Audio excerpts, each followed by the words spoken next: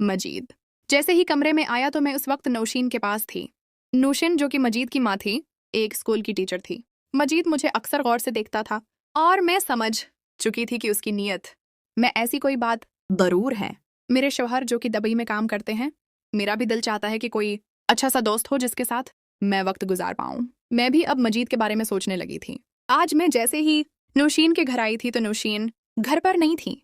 मुझे पता था कि इस वक्त वो स्कूल में होती है, क्योंकि वो एक स्कूल टीचर हैं, जिसकी वजह से वो तकरीबन 3 बजे घर आती थी। इसलिए मैं पहले ही उनके घर आ गई। मजीद, जो कि कॉलेज से 2 बजे वापस आ जाता था, जैसे ही घर में आया तो मुझे देखकर काफ़ी अजीब नज़र से देखने लगा। मैंने कहा कि मजीद, तुम मुझे ऐसे क्यों देखते हो? अगर तुम्हारे दिल में ऐसी वैसी कोई बात है तो तुम मुझे बता सकते हो सकता है कि मैं तुम्हारी मदद कर पाऊँ। जिस पर मजीद ने मेरा हाथ पकड़ा।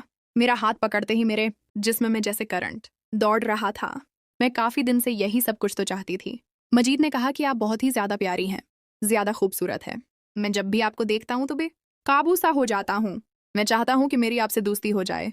मैं आपसे ऐसा ताल्लुक़ बनाना चाहता हूँ। मैंने कहा कि मजीद, अगर नौशीन को पता चल गया तो बहुत बुरा होगा।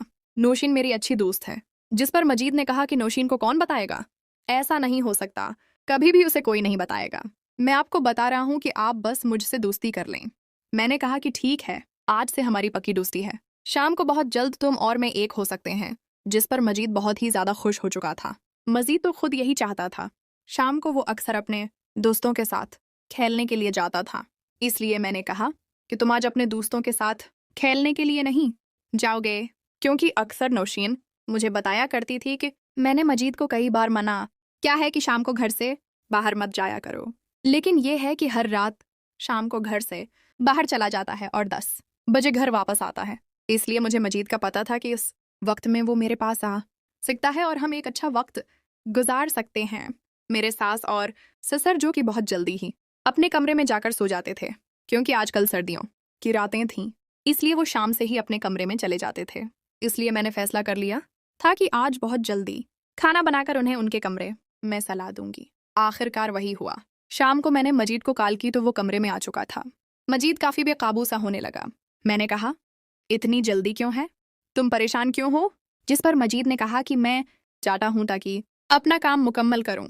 मैंने कहा, नहीं, ऐसे तुम नहीं जा सकते। अब तुम यहाँ आए हो तो हम एक अच्छा वक्त गुजारेंगे।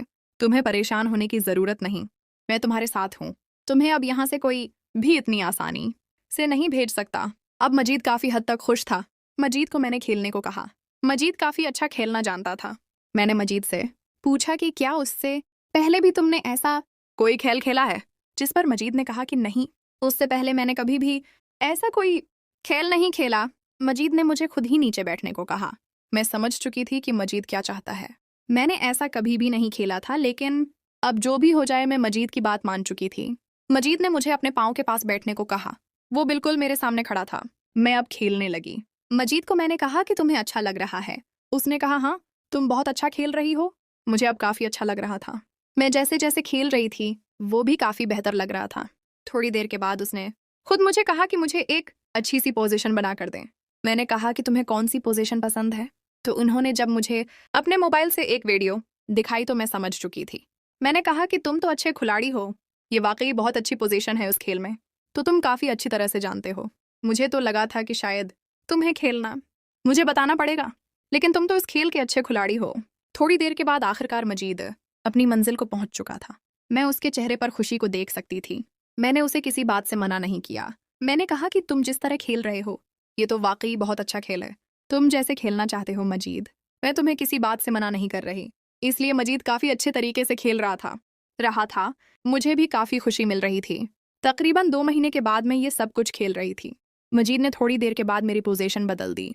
मुझे डर था कि कहीं वो लड़कों वाली पोजीशन में खेलना ना लगे, इसलिए मैंने उसे मना कर दिया। मैंने और भी ज़्यादा अच्छी सी पोजीशन बनाकर दे दी। अब मैं मजीद को नहीं देख सकती थी, लेकिन वो चीज़ अब अच्छे तरीके से खेल रहा था। मैंने कहा कि तुम्हें अब किसी किस्म की कोई परेशानी नहीं होगी, लेकिन अगर तुमने मुझे परेशान किया